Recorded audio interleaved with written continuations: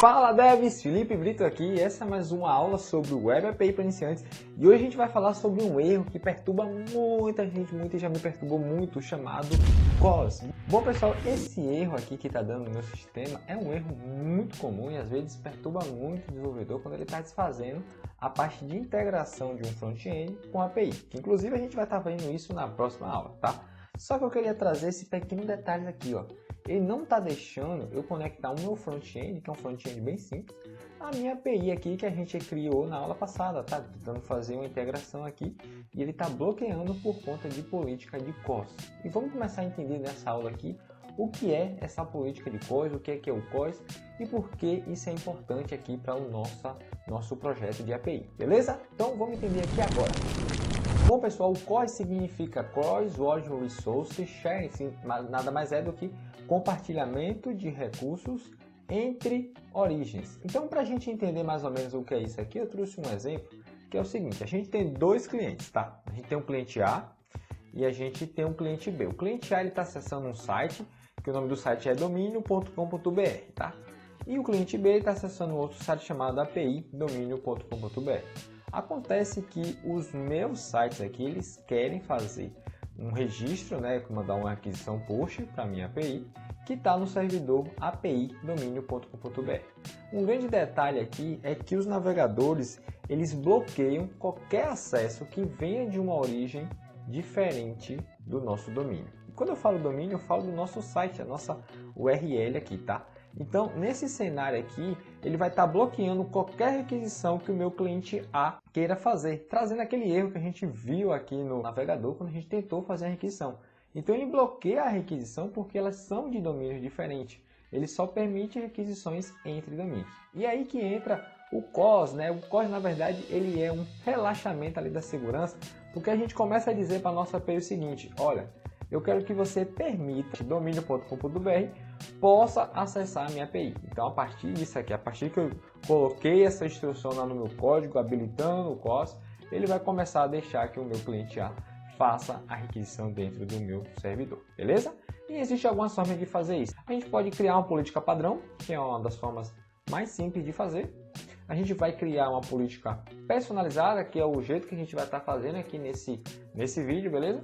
E também existe uma forma de você habilitar o COS por roteamento. É um pouco mais complexo, mas é bem interessante também. É como se você pegasse uma única rota e dissesse que aquela rota vai ser acessada pelo site e tal. Beleza? Então, vamos para a prática aqui, vamos estar implementando isso daqui na prática aqui no Visual Studio.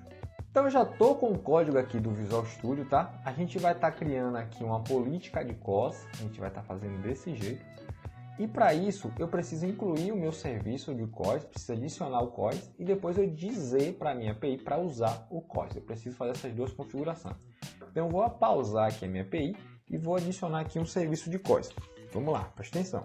Vou colocar aqui um builder.services e aí eu vou chamar aqui o método add COS. Então, eu vou adicionar o meu COS. Vou botar aqui o kitchens, beleza? E aqui dentro do meu COS, acabei botando aqui um sinal de tracinho igual. E aqui dentro do meu COS, eu consigo adicionar as políticas. Como eu disse, a gente consegue colocar uma política padrão, e aí eu não preciso dar um nome a ela. Ou eu posso criar políticas e aqui dentro eu coloco um nome para essa política, tá? Vou botar o nome aqui de My Policy, beleza? E aí aqui, após a gente colocar o nome da política, eu consigo fazer uma interpolação aqui da política, da minha policy, de seguro.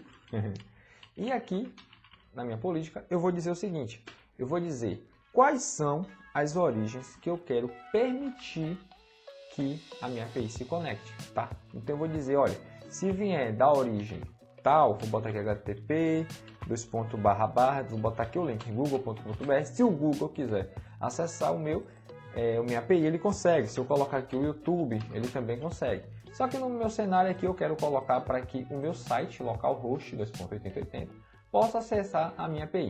Então vamos lá, eu vou mudar aqui, vou botar aqui localhost 8080 e ele vai liberar acesso para essa rota, tá? Se tiver uma outra rota, é só colocar uma vírgula e aí você bota aqui com a outra rota que você está utilizando, às vezes é um HTTPS, tá bom?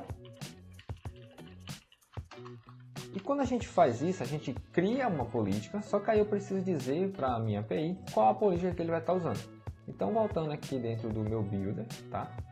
Eu vou vir aqui e vou colocar um app, ponto, use cost, e eu vou dizer qual é a política que eu vou estar usando, qual é o nome dela, que vai ser esse my policy.